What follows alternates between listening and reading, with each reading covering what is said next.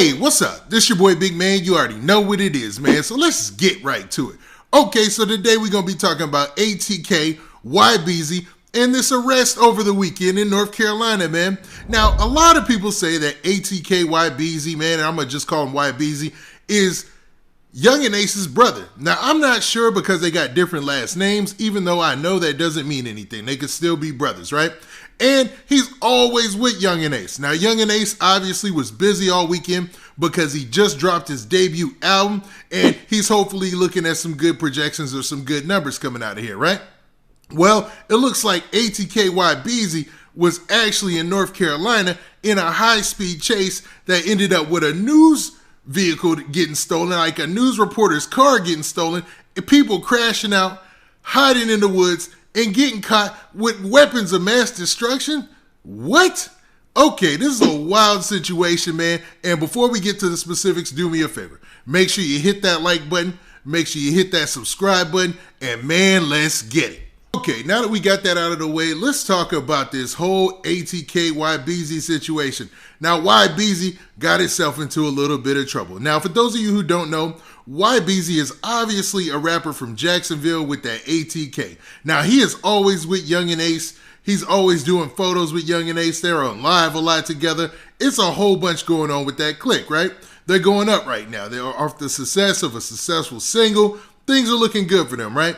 Young and Ace out there promoting his album, and YBeezy out here getting in trouble, man. So here's the story. I'm going to be referencing two different stories, and the funniest one first. And it's not funny because luckily nobody got hurt, but a lot of people, they went up in arms, and I guess they were checking on the safety of this reporter, and he put something on social media. First, he put this out there as a post on Twitter or whatnot, right? And it says this. It says, "First off, I'm okay. One of the two suspects in the Chatham County manhunt just stole my car and crashed it head-on into a state trooper after a short chase. We're shaken up, but we're coming back live," and he's shouting out his news organization.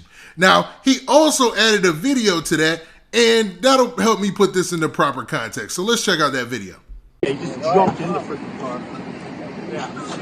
Yeah. So I'm gonna try to pop up this live feed for you guys.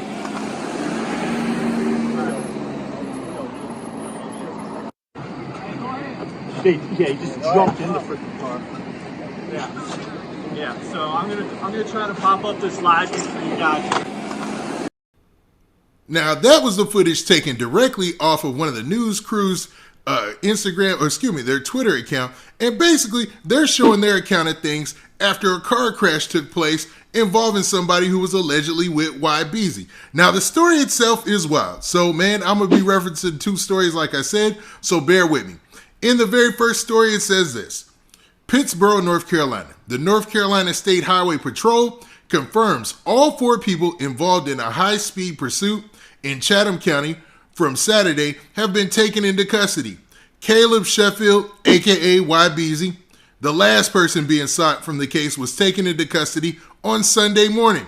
Now, so they're saying basically that YBeezy was the last person to get caught up or at least get arrested in this situation. That was a high-speed pursuit. Now, it continues by saying a third man, wanted in connection to a high-speed chase in Chatham County on Saturday, is also in custody after stealing a WRAL news car and crashing it into a state highway patrol car.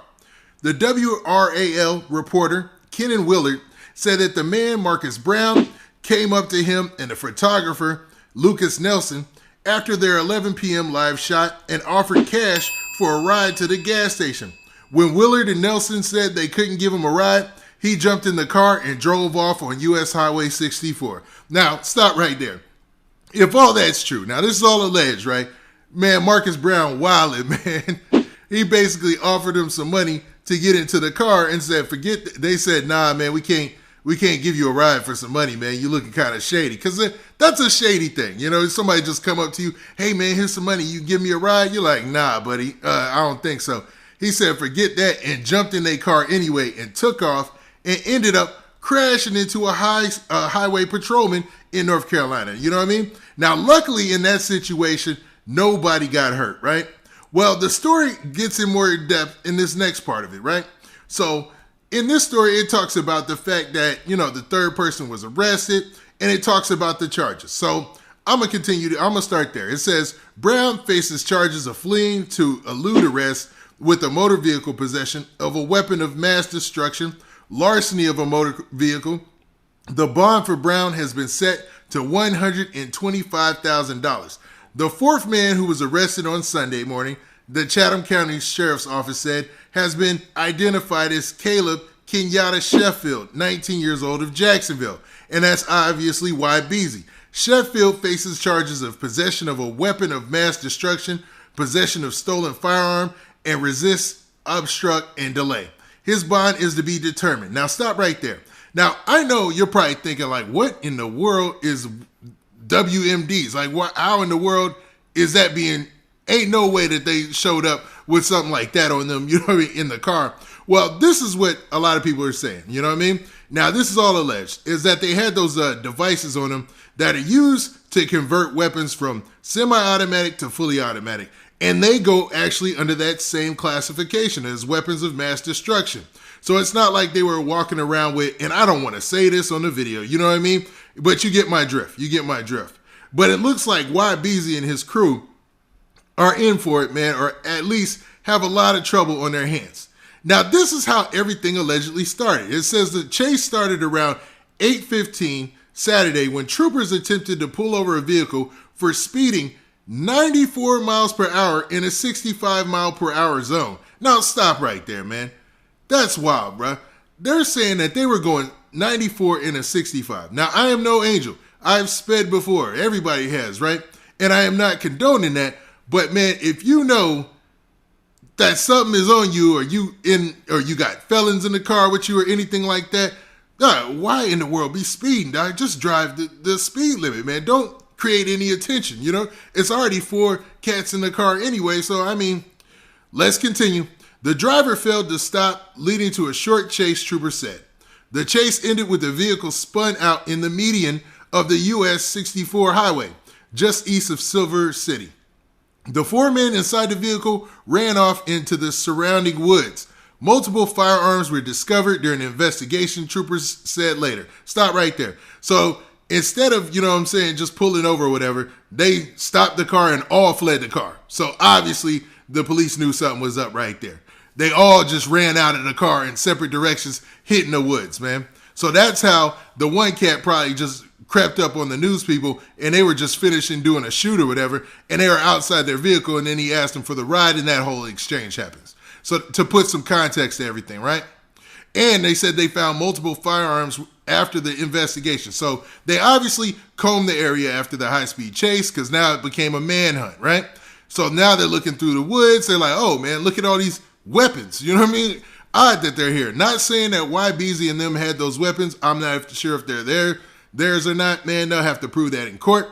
But obviously, that's going to be tacked onto this situation. Now, the story continues by saying the 4 people were described as armed and wearing dark clothing. The Chatham County Sheriff's Office said they should not be approached if they are seen.